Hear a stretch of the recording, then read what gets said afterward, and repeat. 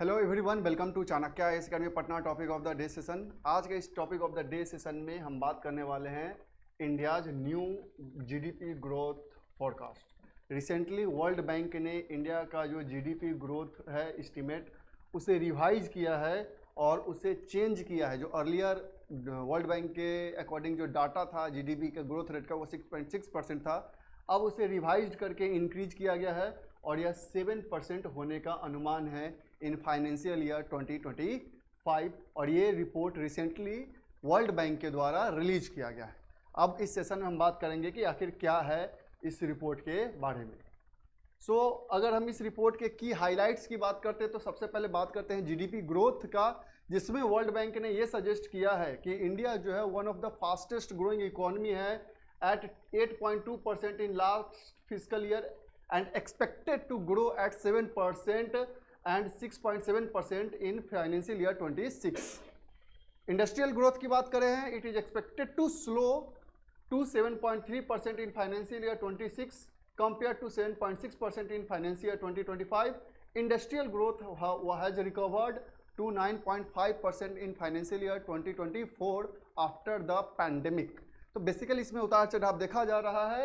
साथ ही हम gross fixed capital formation GFCF की बात करते हैं, अगेन यहाँ पे स्लो देखा जा रहा है, जो 7.8% है फाइनेंशियल ईयर 2025 में compare to 9% in financial year 2024। और अगर हम उसकी बात करते हैं 2023 में it stood at 6.6%। Service sector के ग्रोथ की बात करते हैं, यहाँ पे इन्वेस्टमेंट काफ़ी बढ़ा है। Aimed at globally weakening IT investment climate, the service sector growth is expected to slip to 7.4% in financial year 2025 to 7.1% in financial year 2026 compared to 7.6 in financial year 2024। तो कह सकते हैं कि एक फ्लक्चुएशन देखने को मिल रहा है। एंड एग्रीकल्चर ग्रोथ की बात करते हैं तो ये इसमें एक शार्प जंप देखने को मिल रहा है ऑफ 4.1%। एग्रीकल्चर में शार्प जंप देखने को मिला 4.1% का in financial year 2025 compare to 1.4% in financial year 2024। Export import की अगर बात करते हैं, so the World Bank predicted 7.2% growth in export of goods and services during financial year 2025 compare to the previous physical year and the growth of import is expected to be 4.1% in financial year 2025 compare to 10.9% in financial year 2024। So ये कुछ की datas है जो ये suggest कर रहे हैं कि जो अर्लियर वर्ल्ड बैंक ने ये सजेस्ट किया था कि जो 6.6% रहने वाला है GDP growth rate estimate financial year 2025 में, अब उसे रिवाइज करके 7% वर्ल्ड बैंक ने कर दिया है।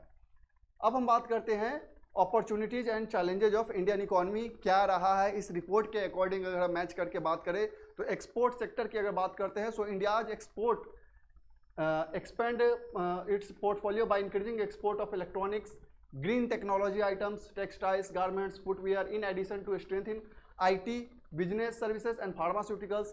However, India has losing ground in rival in the labor intensive apparel and footwear sectors. कि दो ऐसे सेक्टर्स है जो अर्लियर जिस पे इंडिया का कमांड था उसमें अब धीरे धीरे डिक्लाइन देखने को मिल रहा है। हालांकि इंडिया का जो शेयर है in global export fell from 4% in 2018 to 3% in 2022 due to the increased production cost and decreasing productivity. Meanwhile, neighboring countries like Bangladesh, Vietnam, Poland, Germany and France have managed to increase their global exports share in major job creating sectors up to 2% between 2015 to 2022।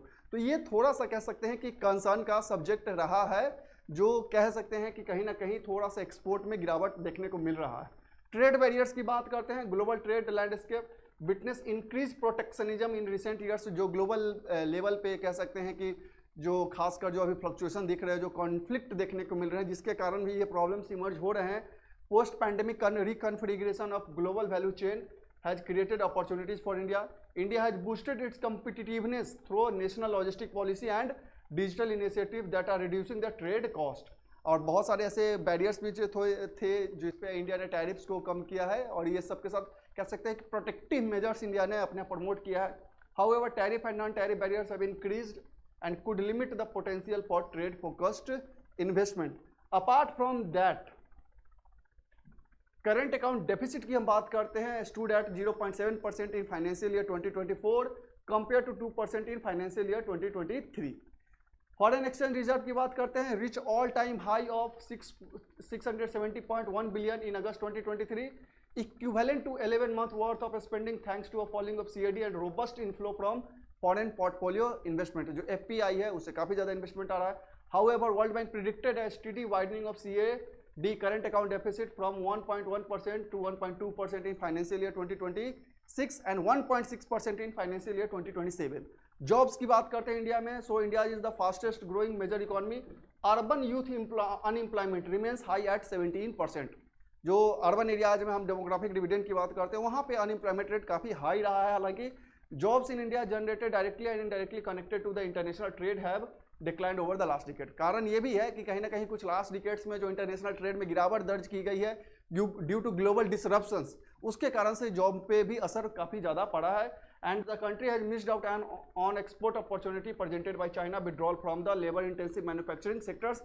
Apart from that, to create more trade related jobs, India can integrate more deeply into global value chains, which will also create opportunities for innovation and productivity growth। So basically India ने एक तो opportunity ये भी miss कर दिया था कि जब चाइना ने बहुत सारे जगह से अपना विड्रॉल कर लिया था, जहाँ पे लेबर इंटेंसिव सेक्टर्स थे, मैन्युफैक्चरिंग सेक्टर्स थे, वहाँ से विड्रॉल करने के बाद वो जो वैकेंट स्पेस था इंडिया उसे ऑक्यूपाई नहीं कर पाया। सो एक अपॉर्चुनिटी कहीं ना कहीं इंडिया से मिस हुआ है, जिसके कारण कुछ इंडिया को चैलेंजेस फेस करने पड़ रहे हैं।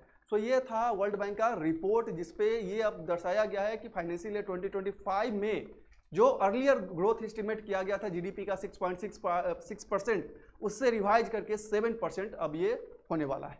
So that's all, thank you.